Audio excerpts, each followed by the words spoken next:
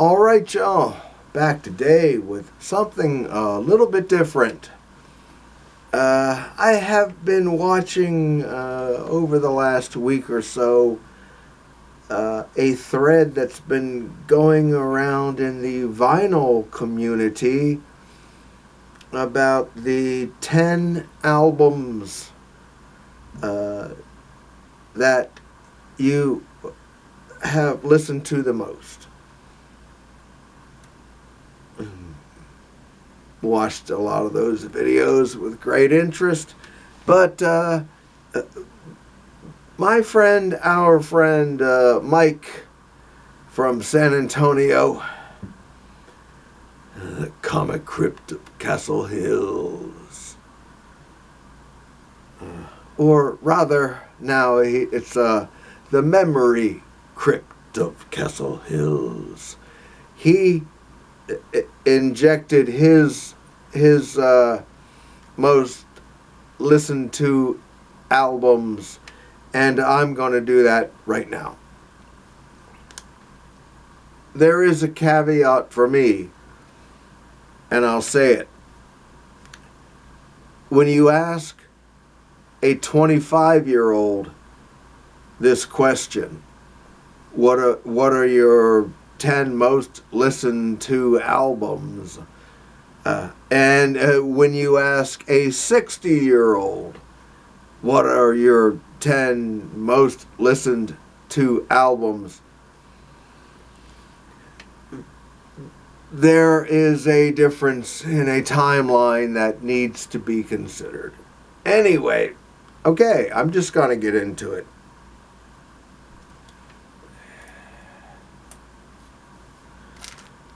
In no particular order, mind you, but these are the most listened to albums over the entirety of my life. Joni Mitchell's Don Juan's Reckless Daughter. Goodness gracious. Double album set. A Joni Mitchell masterpiece. I'm Don Juan's reckless daughter. I gave up 2 days on your trail. Right? Jimi Hendrix, Midnight Lightning.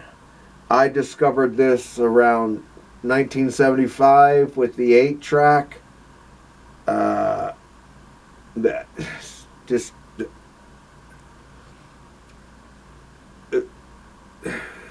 it's Jimi Hendrix, Midnight Lightning.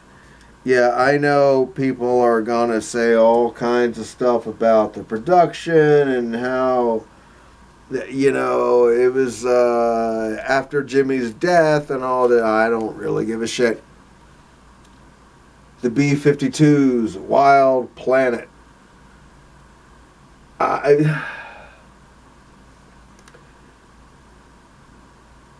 One memory I can share with you all is the first night I ever smoked marijuana, which was after high school, but in the fall of 1982. I graduated high school in 1982. The first night I smoked marijuana, we were listening to this album. And I cannot possibly tell you how many hundreds of times over the last 40 years I have listened to it. It's just fun, fun, fun, fun.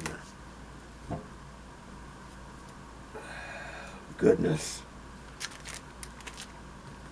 Kiss Alive.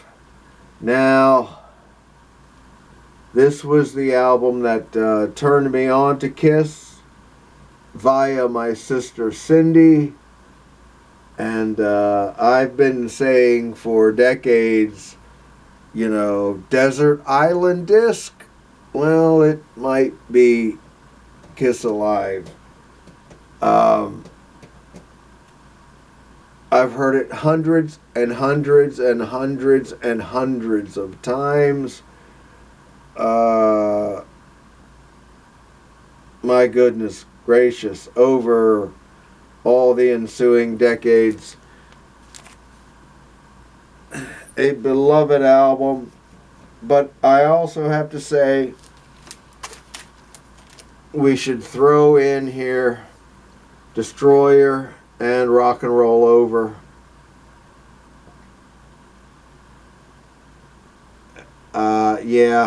That's it's just the way it is. But Kiss Alive is the king of my Kiss listening.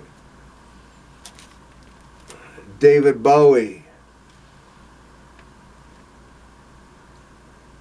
David Bowie.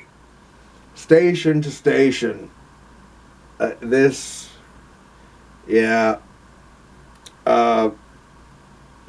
a caveat with the Bowie albums too. I've listened to all of them, at least the Bowie albums through around 1980. I've listened to all of them hundreds and hundreds and hundreds of times. But I would have to say Station to Station is the one that I've returned to the most.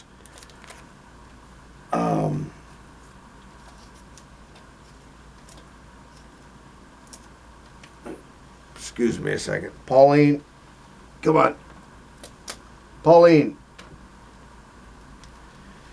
With trailing not too far behind, Hunky Dory, Diamond Dogs, and Space Oddity.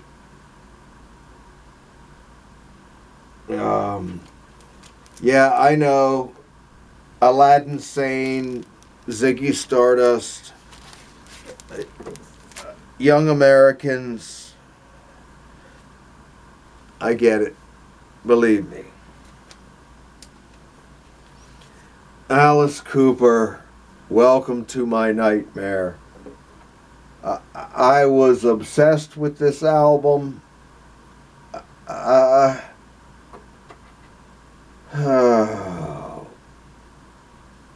I'm just going to keep rolling here to keep this video short. Fucking hell. Pink Floyd Animals. Of all the Pink Floyd Pink Floyd albums, Animals is the one for me. I first heard it in 1977. A schoolmate of mine had the 8-track. We listened to it a couple of times, and I went out and bought this copy. Animals remains and always will be my very favorite Pink Floyd album. Now, having said that,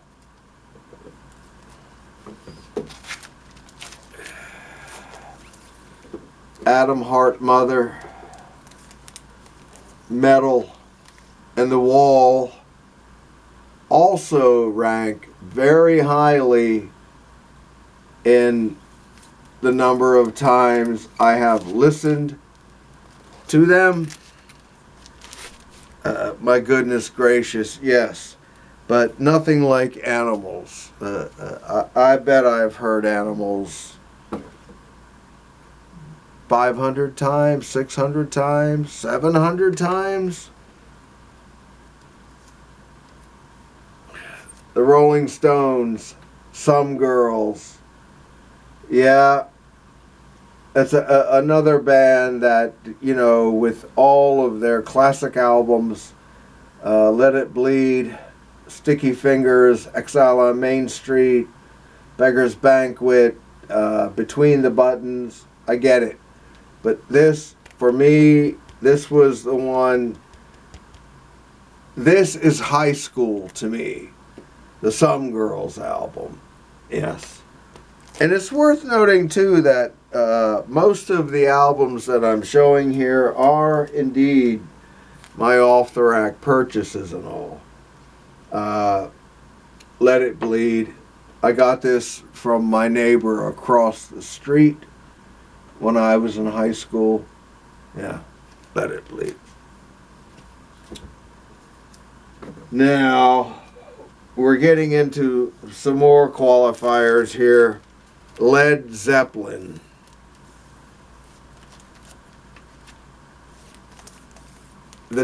I have listened to every Led Zeppelin album at least 500 times. But these two, In Through the Outdoor and Physical Graffiti, are the absolute champions. Just absolutely obsessed with each of these albums and listened to them for weeks and weeks and weeks on end. Oh my goodness gracious.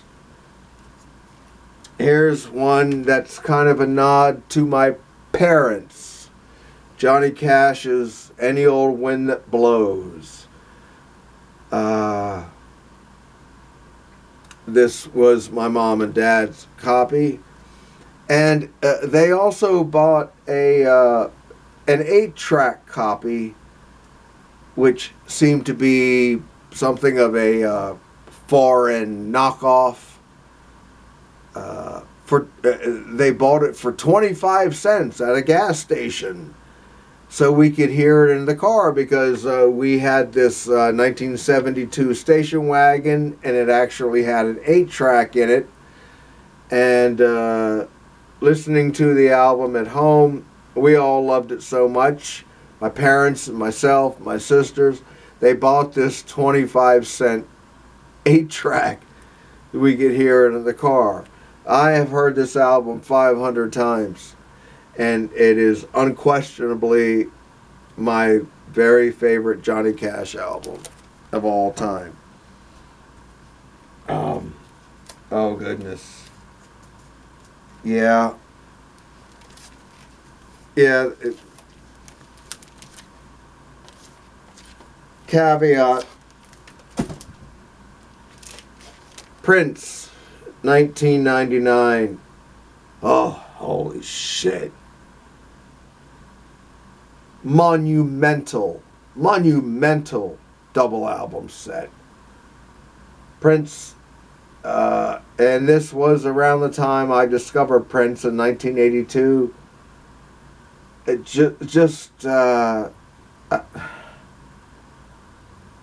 hundreds and hundreds and hundreds and hundreds of listens. Same with this. Love Sexy from 1988.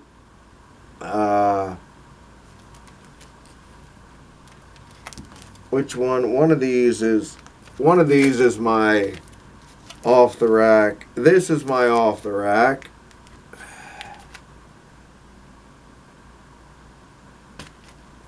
And this is a sealed copy that I bought many, many, many years later. Love Sexy is just a Prince masterpiece. That's just the way it is. Hundreds of listenings. We're getting down to the very end here, folks.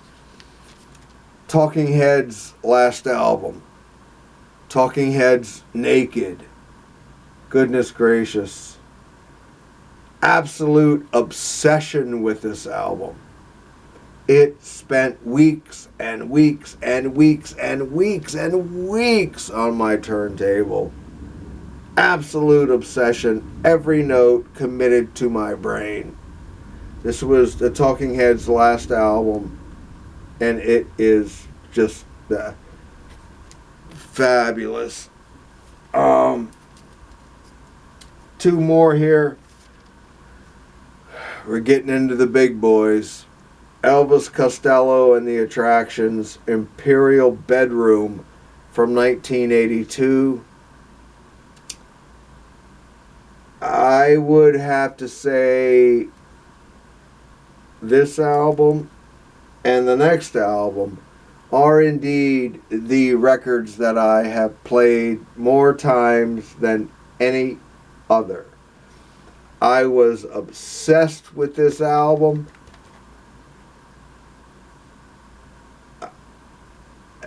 Every note is ingrained in my soul. I love it so much. I love it so much.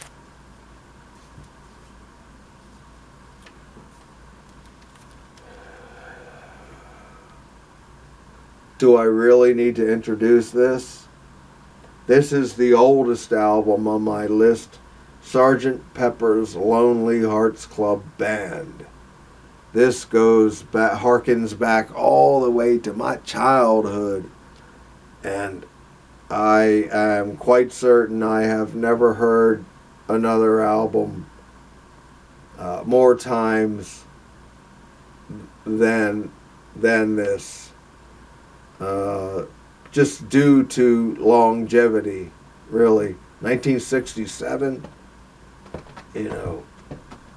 okay. And to round this off, we have a couple of things that I never had on vinyl, but they are up there when it comes to sheer number of plays.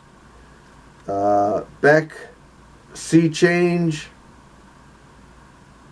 What was this? Something like 1998 or something like that. Beautiful, stunning album. Oh, come on. Beastie Boys, Paul's Boutique from 1989. The first copy I had was the cassette, and I wore that bitch out. And then I got the CD. I've heard this hundreds and hundreds and hundreds of times. I know every rap, every rhyme, every beat, everything about Paul's Boutique. Finally, Jane's Addiction, Ritual, Delo, Habitual. Another album I was completely obsessed with. This spent months and months and months in my CD player. And I listened to virtually nothing else. This is an astonishing album. Jane's Addiction, Ritual, Delo, Habitual. Okay, folks, that's it. Don't want this to run any longer than it must. Thanks for listening to my little rant, and thank you for giving me the opportunity to share these things. It's greatly appreciated. And this video is dedicated to Mike, the memory crypt of Castle Hills. All right, y'all. See you later. Bye-bye.